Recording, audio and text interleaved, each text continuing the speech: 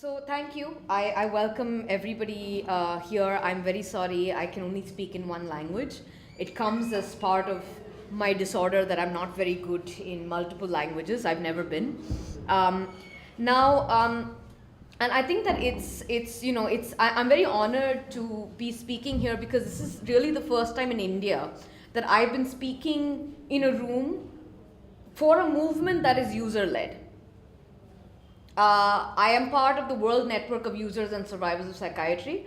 We are an international organization, and I'll tell you a bit about that later. I am part of Transforming Communities for Inclusion Asia, which is an organization looking at people with mental illness and supporting their right to live in the community. But again, it's an Asia-Pacific region. But this is the first time that I'm actually speaking to a user-led movement. With the majority of people in the room being users of psychiatry. Now, when you have a book, and if you don't understand a term, you usually go to the back and there's an index or a glossary, right? So I'm going to start with that because we cannot do that when we speak. So, I am. So mental illness is a term that everybody is familiar with. We understand the term mental illness in our own ways. It manifests in different ways. It's a spectrum. Some of us may be feeling very good today and not very good tomorrow. Some of us generally feel bad. Some of us who have mental illness can still manage. And earlier when we said, disability, the understanding was disability means blind. Disability means deaf. Disability means you can't walk. And this is something which we call the medical model of disability, that you have a diagnosis and hence you have a disability.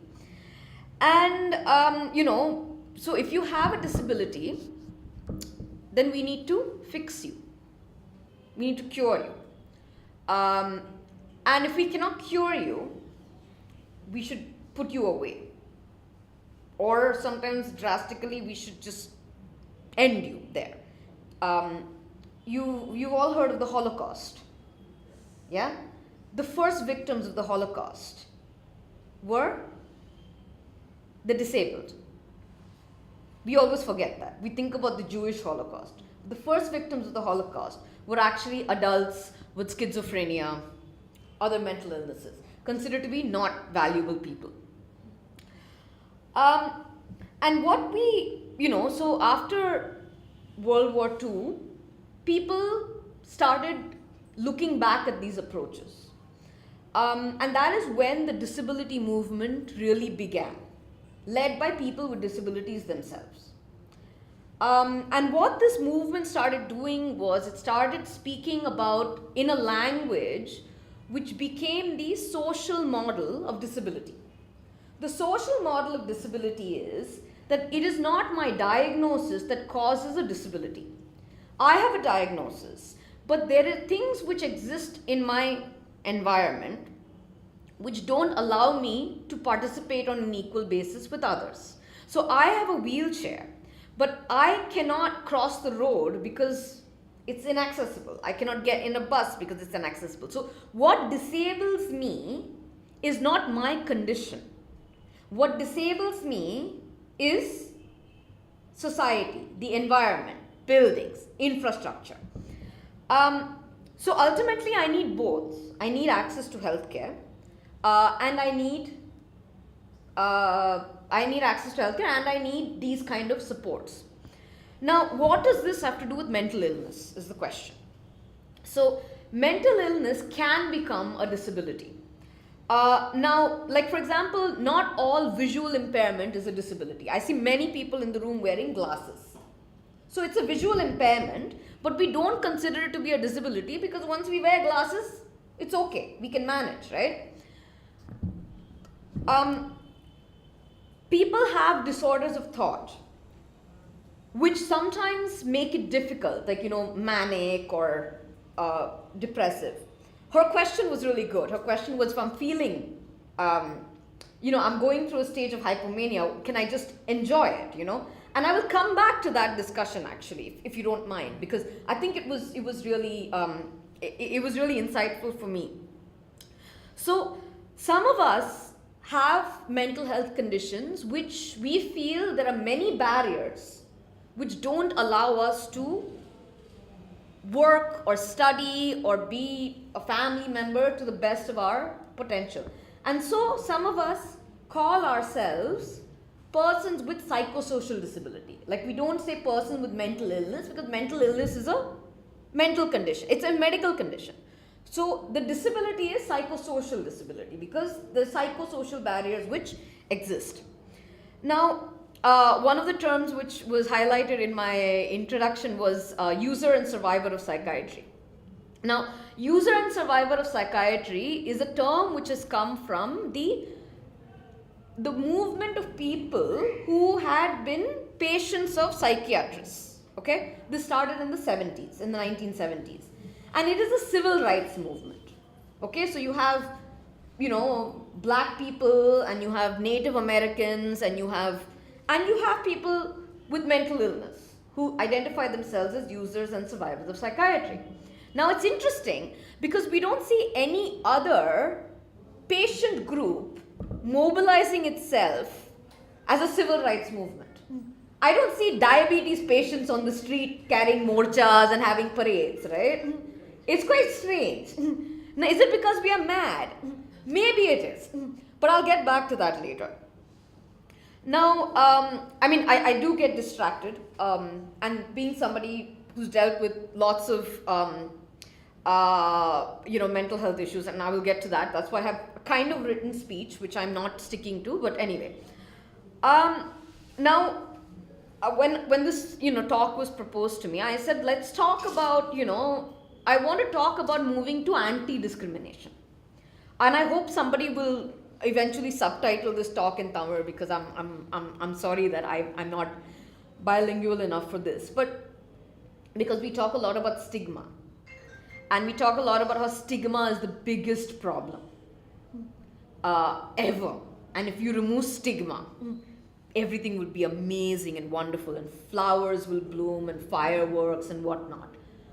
The thing is, I'm not so sure about that. And what I want to propose is, for various, because of various experiences that I've had and studies that I've done as well, looking at what do we talk about when we say discrimination. Now, I must also at this point tell you that I had a diagnosis of bipolar disorder 2, till 2014, which is when I met my new psychiatrist, my psychiatrist that I go to now. I've been seeing psychiatrists since I was 18 years old. Every psychiatrist I went to gives me a new diagnosis, okay? So I'm not really sure about how this works. But this is the thing. And I was at my psychiatrist, and this new psychiatrist who I see in Chennai, and I was asking her, well, give me a diagnosis. And she was like, why? Why do you want a diagnosis? And I said, no, I need a diagnosis. I need to know what I am. And she said, is it really that important? And I started thinking about that. So, the idea is that, why did I want a diagnosis? It's because I wanted some understanding of what was happening to me, and I thought that label would give me that magic pill. But ultimately, and I thought about this, and I realized that labels don't really tell you, they're not very helpful in terms of understanding. Is there an echo? No. Okay. Understanding what the person is. I say someone is a bipolar. What does that mean? Who is that person? What do they want? How can I help that person? It gives you no information. This is not some new thing that I've come up with. There are researchers in Scandinavian countries who want to stop using the term schizophrenia. They don't want to diagnose people with schizophrenia anymore. Have they cured schizophrenia? No, they haven't. But giving somebody the diagnosis of schizophrenia is like giving them a death sentence. You're schizophrenic. And you live with that label and all of the things which come with that label. But the fact is that instead of that, they want to say you have a vulnerability to psychosis. Okay? Which is what it is. It tells you what is your vulnerability. So yeah, and the thing is that these labels also create this artificial barriers between people. I was sitting in Bombay, and I was sitting with this person who works for an organization which has been set up by an actress who has a history of mental health issues. I will not tell you who she is, but you know who she is. She was not there. I mean, the actress is not going to talk to me, but some guy in her organization. And I was giving him, this is all the studies we've done and blah, blah, blah. And he says, you know what? We only want to talk about depression. I only want to talk about depression. And I was like, why? And he's like, no. See, we only want to deal with depression. We don't want to deal with all of the other mental health conditions. And I'm like, I wish I could only deal with depression, yeah. I have to deal with everything else in my life and all that. Nicely, you go and say, okay, I only want to deal with depression. So the thing is, it's creating this sort of us versus them versus okay and nice mental health conditions and crazy mental health conditions, and it's not particularly useful. And this organization was going to Anti-Stigma. But through Anti-Stigma, they were perpetuating stigma. So I don't know how that works. Anyway, so so stigma, right? So who has the most amount of stigma about mental illness? We do. We ourselves do. Because, see, from the time you're growing up, you're told this person is mad and this person has a knife and, this mad person did this. And then when you grow up and, so I'm a lawyer by training, as was told to you in the introduction. And when you're in law school, one of the first things you learn is, if you're of unsound mind, you cannot contract. Every adult can enter into a contract except if you are of unsound mind. When you, as a lawyer, develop a mental illness, it's the end of it for you. Because you keep thinking about all those things that you cannot do because you have a mental illness. So, anyway, so stigma, okay, so everyone is out to remove stigma, and which is good, that's fine. But what is that to me as a person with a psychosocial disability? What is it for me? What does that mean? Everyone's stigma is removed. How do I know the stigma is removed? And if your stigma is removed, what happens? So, for example, so if you cannot quantify the impact of stigma on someone's life, okay? You can speculate. But what you can see is discrimination. You can see discrimination because you know when it happens. So let's take the example of Sabrimala, okay? And I don't want to argue with anybody on Sabrimala here. Last time I brought this up, somebody fought with me. I'm like, okay, I'm just using this as an example, okay? Sabrimala, Supreme Court said women are not allowed into Sabrimala. Open the doors for women, let them go in. That's all you needed. Open the door, women go in. Some 2-3 guys are stopping it, you send them off, women can go. But if you are a person with a disability, and if you go to the court and say, I need to go to Sabrimala, the court will say, okay, you can go to Sabrimala. But, has anyone here gone to Sabrimala? So what is the last steps like? Is it quite difficult to go up? No. But what if you were on a wheelchair? Wheelchair, no. Actually. You can't, no? So that's the difference. When you talk about disability, it's not enough to open the door for someone. You need to give them the support that they need to do things. And if you don't give them the support, it's as good as not letting them in at all. Now, for example, now you have an anti-stigma program in college, okay? So kids know, okay, this is mental illness and you should get treatment.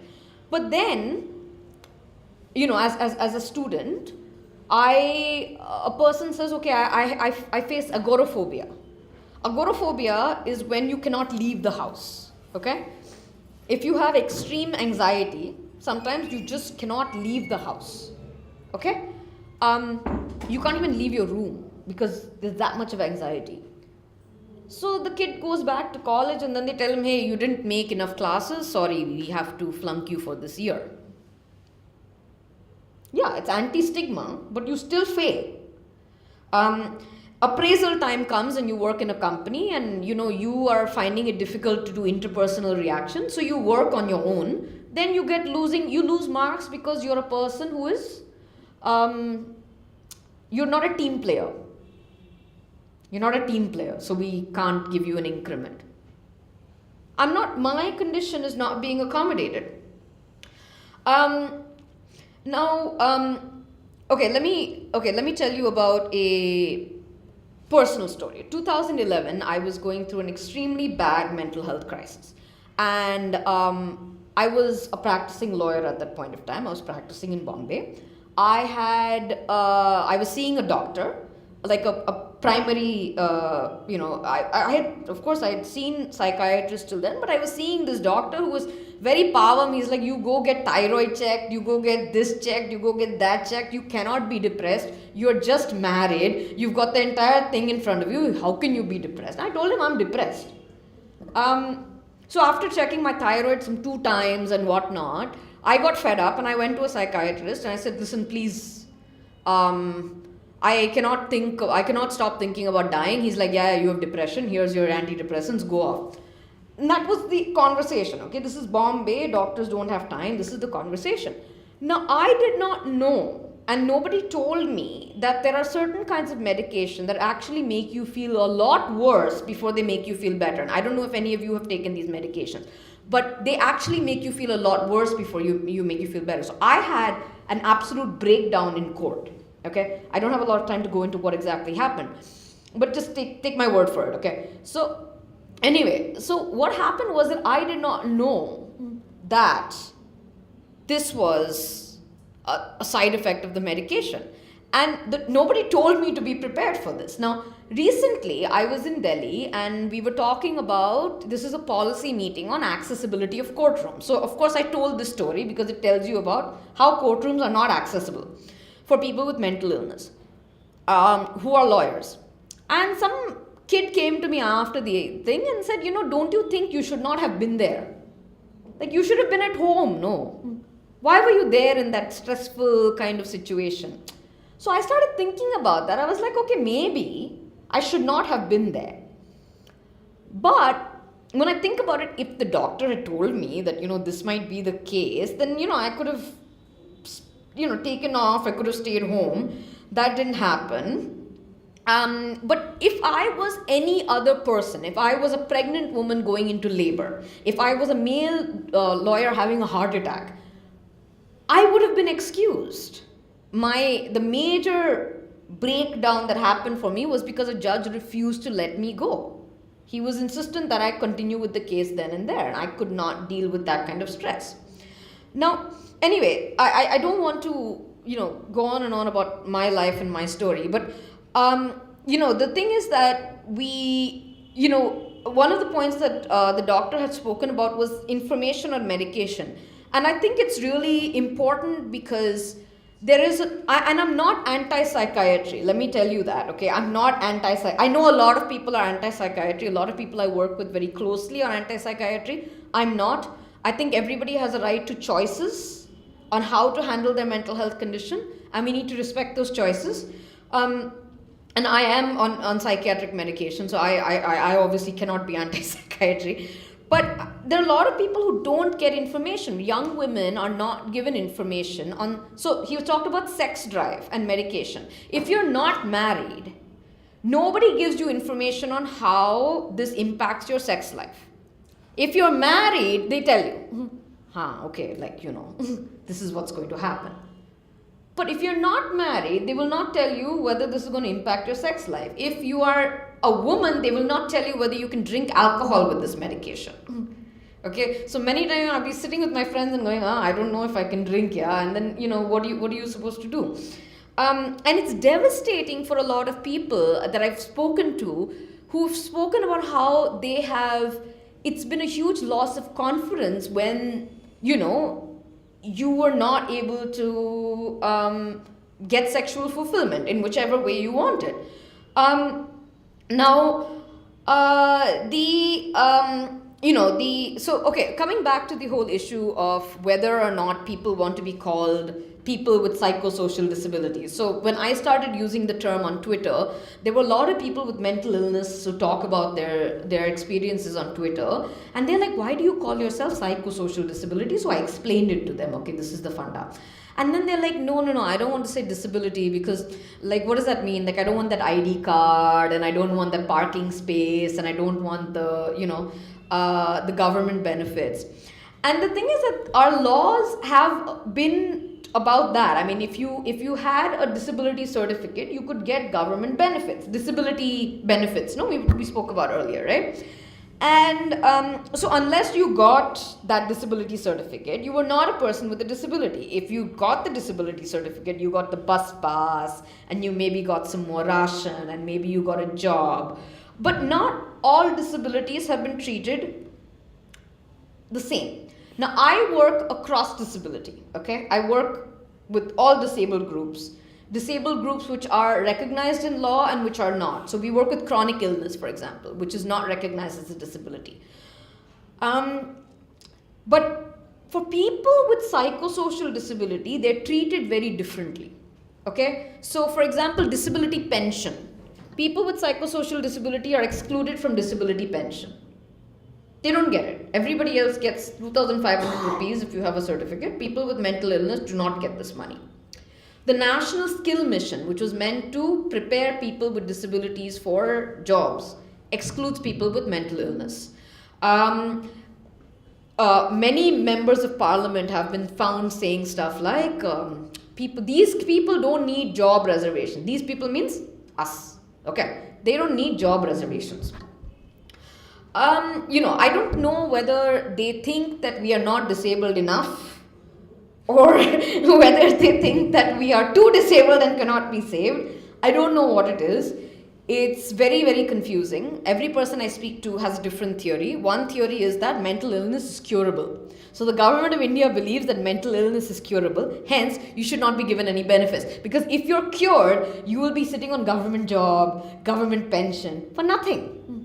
Okay, as if it's some khazana. It's not like much, okay? So anyway, the thing is that, and the thing about Skill India is it's not like, okay, it's true that, like he was saying, the onset of many mental health conditions is in your early 20s. My first attack of mental health condition happened when I was in my last year of law school.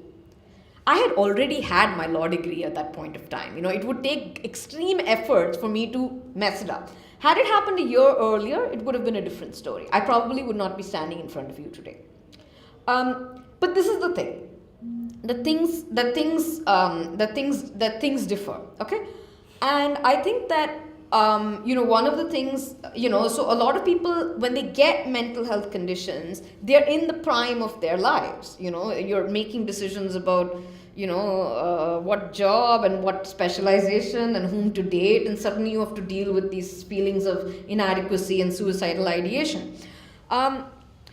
Okay, I'm now going to move very abruptly to disability law, and I want to now talk about, we do have this, we have two brand new shiny laws, okay, and I bought these books 2 days ago, so they are literally brand new shiny laws. One is the Rights of Persons with Disabilities Act, which was passed in 2016 December, and the Mental Health Care Act was passed in January 2017. Okay, so they're almost like, cousins, you could say. So anyway, so around the 2000s, okay, the year 2000, the United Nations started talking about disability rights. Now, the United Nations, we're not quite sure what they do, right? But the United Nations does a lot about human rights.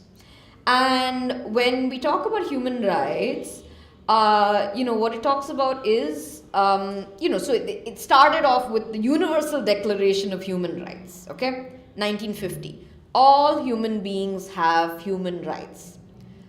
At some point of time, women got up and said, we don't have rights. This is all fine, but we are forced to get married, and we don't get get paid for the work that we do, etc. So the UN is like, okay, we'll make one special thing for women. Then children said, we aren't treated as human beings. All rights are taken away from us. So they said, okay.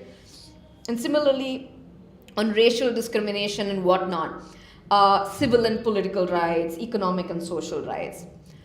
But in all of these documents, right, women, children, social rights, political rights, whatever it is, you will see one thing common, okay? And I know this because I've actually gone and studied this, is that people with disabilities got a bad deal in all of these. So they would say, for example, yes, you have a right to vote unless you have an unsound mind, okay?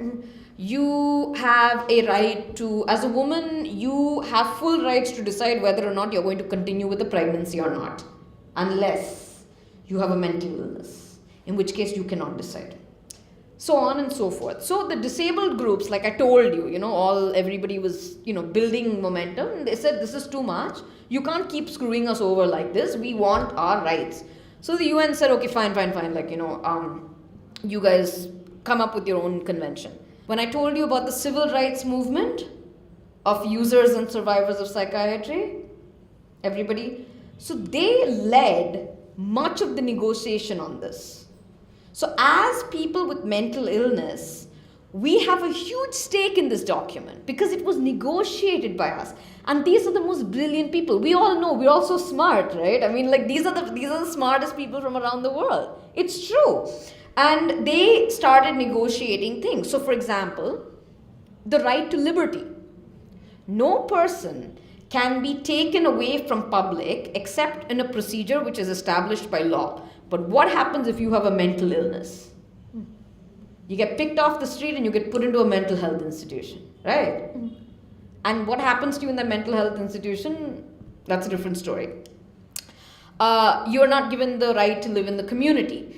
There are lots of mental health conditions which, there are lots of the rights which were negotiated. And the most important right that was negotiated was the right to equal recognition before the law, which means that everybody is equal before the law, okay? Everybody is the same. When it comes to making decisions, people with psychosocial disabilities are not allowed to make their decisions, their own decisions. Decisions are made for them, okay? So when decisions are made for somebody, when I make a decision for myself, and when I make a decision for someone else, is there a difference? Like? So when I make a decision for myself, what am I prioritizing there? I'll be cautious basically. But it's also about what you want, right? So the other person? May not. No, so you're making a decision for someone else. So I may not be that much cautious and I'll not be what I want, I may not be exactly replicating that. Correct, right? So the idea is, at least in law, when you're making a decision for someone else, you follow what's called a best interest principle, which means that if somebody is not able to make decisions, and I, as their parent, for example, am making a decision for my son, I have to take decisions in his best interests, like what is the best for him. And that was what would happen with adults with mental illness as well. We wouldn't be making our own decisions. People would make decisions for us in our best interests. This is not the way people make decisions, okay?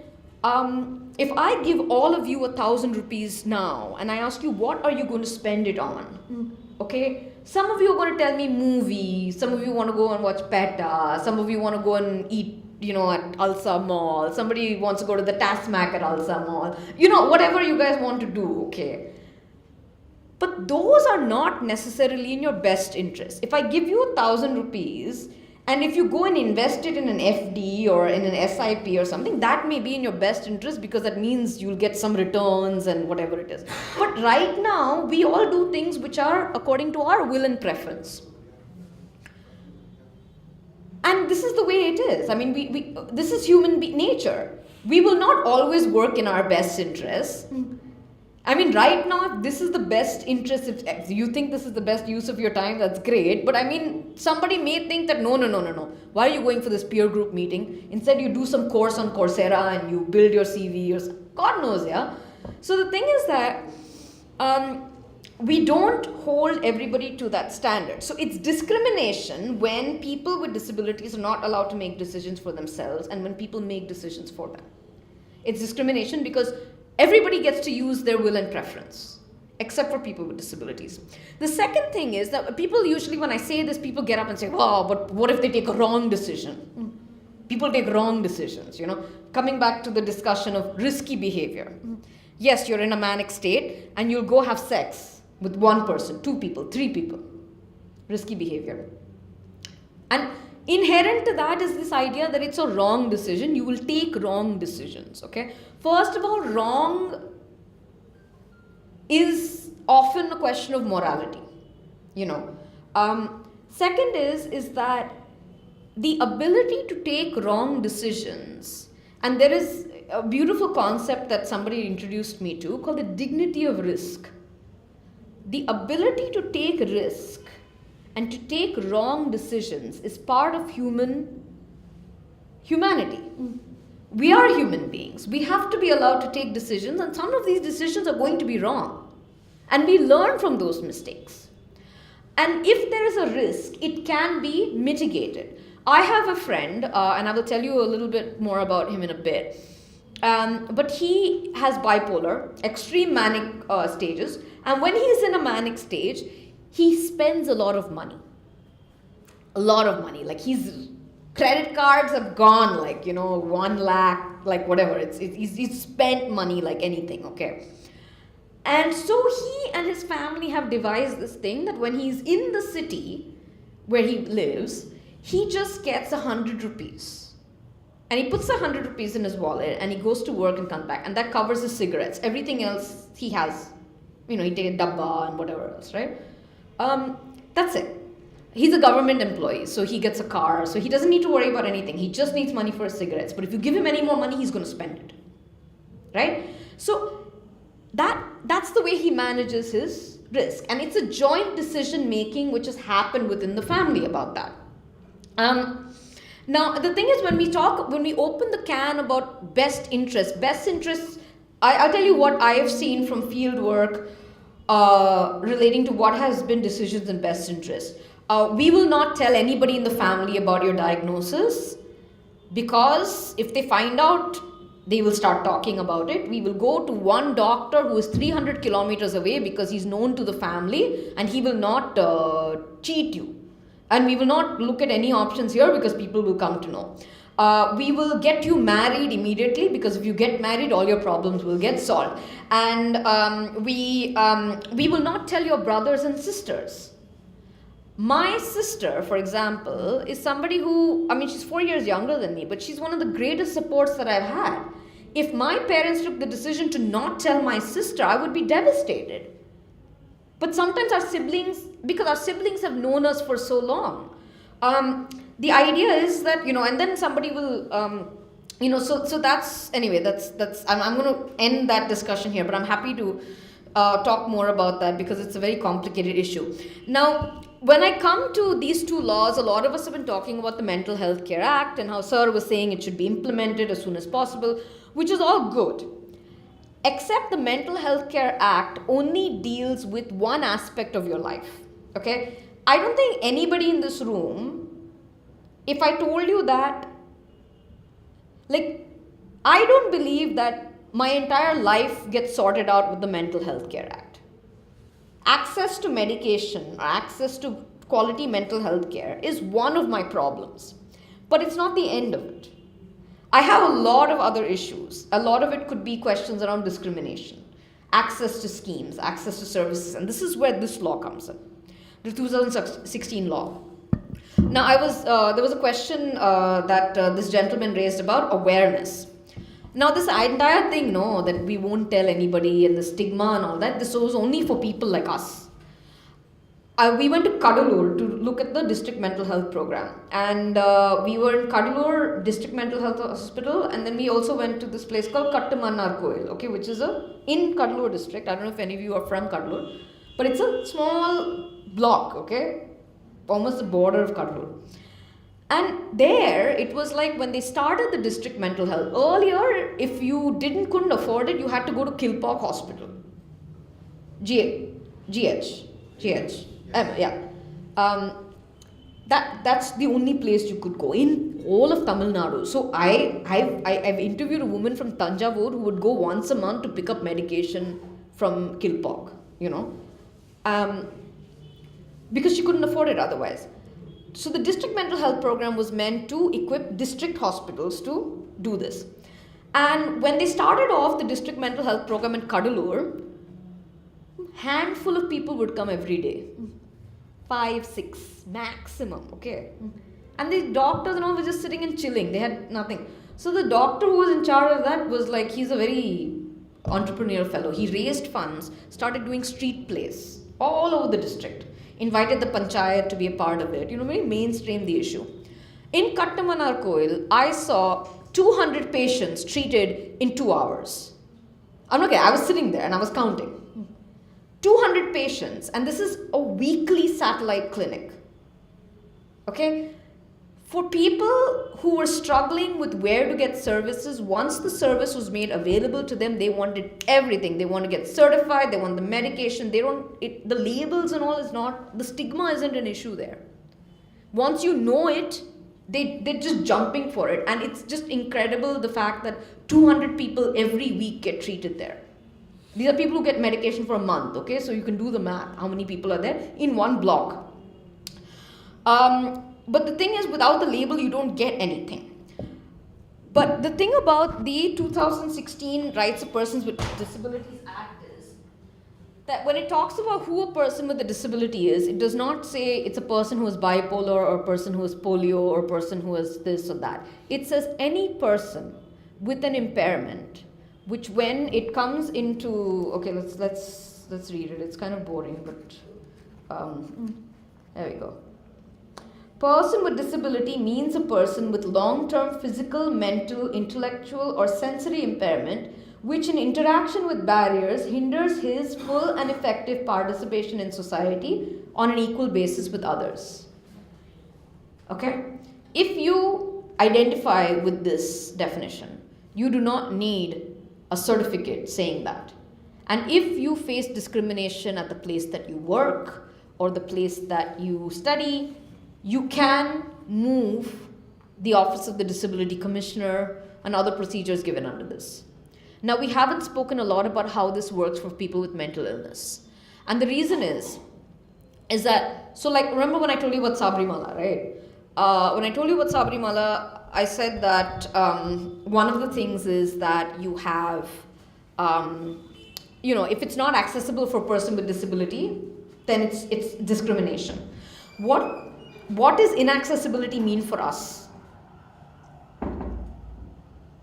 as people with mental illness? It's easy when it's a visible disability.